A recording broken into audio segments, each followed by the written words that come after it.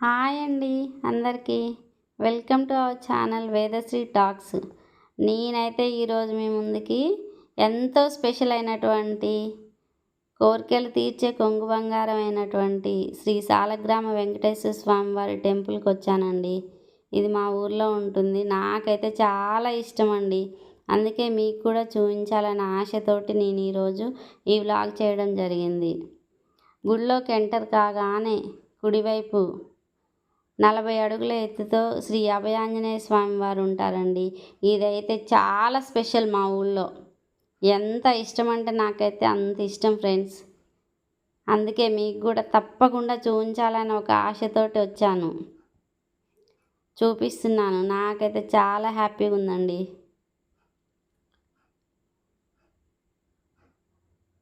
అవును ఫ్రెండ్స్, మీకు ఒక విషయం తెలుసా? ఆంజనేయ స్వామి దగ్గరికి వచ్చిన వాళ్ళు ఎవరైనా కానీ ఇలా తల వంచి స్వామివారి పాదాలకి నమస్కరించొద్దంట ఫ్రెండ్స్.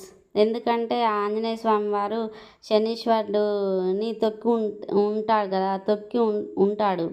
అందుకని స్వామివారి పాదాలకి దండం పెట్టకూడదట ఫ్రెండ్స్. వంగి నించోనే నమస్కారం చేసుకోవాలట. అలాగే కొంచెం ముందుకెళ్తుంటే రెండు వైపులా గ్రీనరీ తోటి ఫుల్ చెట్లతోటి ఎంత మధ్యలో మాత్రం కోనేరు ఉంటుందండి. ఈ కోనేరులోని నీళ్ళు మన తలపై చల్లుకుంటే మనకి ఉన్న పాపాలన్నీ హరిస్తాయని ఒక నమ్మకం అండి. అందుకే మేము కూడా నేను మా పాప చల్లేసుకున్నాం.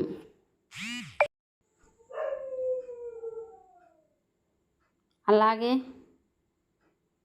కొంచెం ముందుకెళ్తుంటే స్వామివారి మెట్లు ఉంటాయండి. అటువైపు ఇటువైపు చాలా చెట్లు ఉన్నాయండి. ఎంత ప్రశాంతంగా ఉంటుందో. ఈ స్వామివారి స్టోరీ మీకు చెప్పాలనుకుంటున్నాను ఫ్రెండ్స్. 1000 సంవత్సరాల క్రితం కాకతీయుల కాలంలో నిర్మించిన గుడి. ఈ గుడిని కాకతీయ రాజైనటువంటి గణపతి దేవుడు తన కార్యార్థమై ఇటువైపు నుంచి వెళ్తుంటే ఈ అక్కెనపల్లి గుట్ట మీద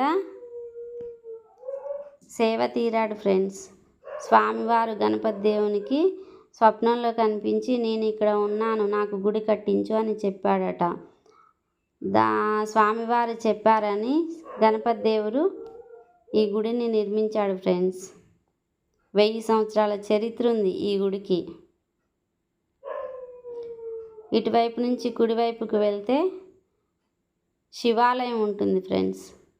అట్లనే వీరభద్రుడు గుడి రెండు కలిసి ఉంటాయి. ఈ శివాలయంకైతే సోమవారం చాలామంది భక్తులు వస్తారు ఫ్రెండ్స్. శివరాత్రి రోజైతే ఇంకా చాలా ఫేమస్.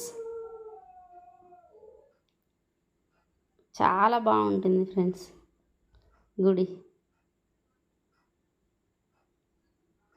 చూడండి స్వామివారు.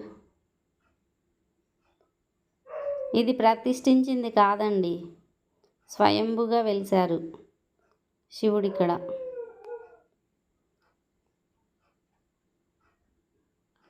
గంట అయితే కొట్టానండి. నా బిడ్డ అమ్మ నేను కొడతా గంట అని చెప్పింది. సో ట్రై చేసి కొట్టించాను నా బిడ్డతోటి. చాలా హ్యాపీ నా బిడ్డ అయితే. సో కొంచెం కుడివైపుకి వెళ్తే వీరభద్రుడు ఉంటాడండి. వీరభద్రుడి స్వామివారి దర్శనం కూడా చేసుకున్నాను. ఎంతో హ్యాపీగా ఉంది. మా పాప కూడా నేను ఎక్కడ దండం పెడితే మా పాప కూడా అక్కడే దండం పెడుతుందండి. వీరభద్రుడి దర్శనం అయితే అయిపోయిందండి. చూడండి జూమ్లో మీకు చూపిస్తున్నాను. కోనేరండి. ఇందులో చేపలు ఉంటాయండి. వాటిని దేవుడి చేపలు అని అంటారు. అసలు ఎన్ని చేపలు వస్తాయో మనం ఏమన్నా తినడానికి వేస్తే చాలా గుంపులుగా వస్తాయి. ఇక్కడే హోమగుండాలు కాల్చడానికి ఈ ప్లేస్ నుంచారండి.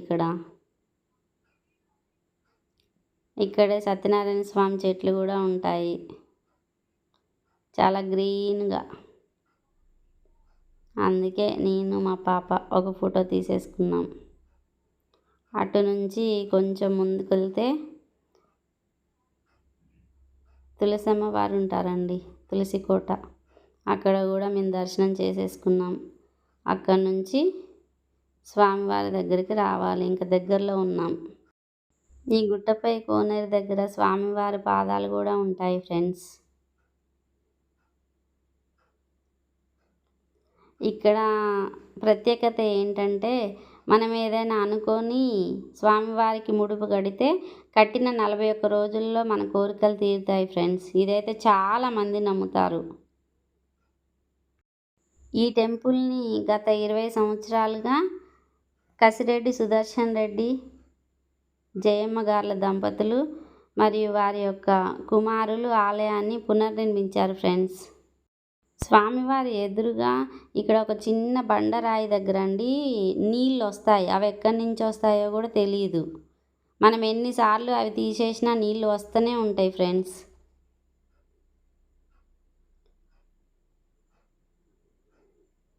గుడిలోకి ఎంటర్ అవుతున్నాం ఫ్రెండ్స్. చాలా బాగుంది గుడి. మొత్తానికి స్వామివారి దర్శనం కోసం లోపలికి చేరుకున్నాం, నేను మా పాప.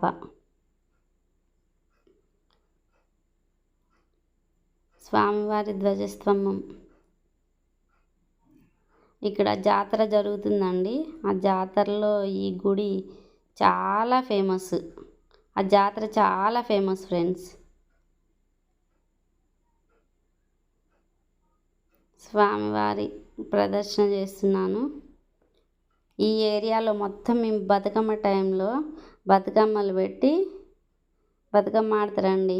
నేనైతే చాలా ఎంజాయ్ చేస్తాను బతుకమ్మ టైంలో. ఎంత ప్రశాంతంగా ఉంటుందో ఈ టెంపుల్కి వస్తే.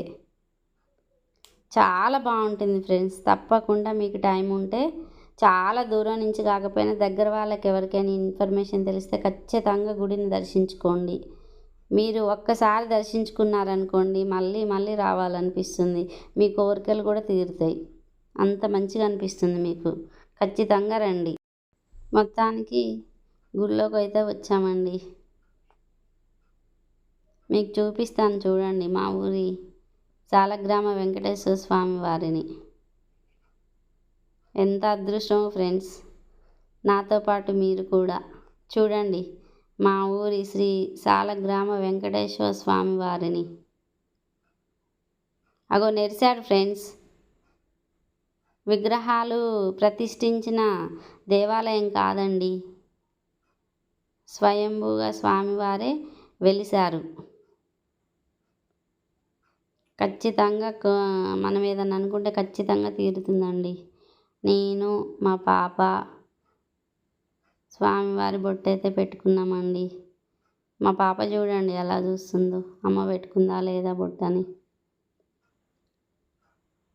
గరుత్మంతుడు.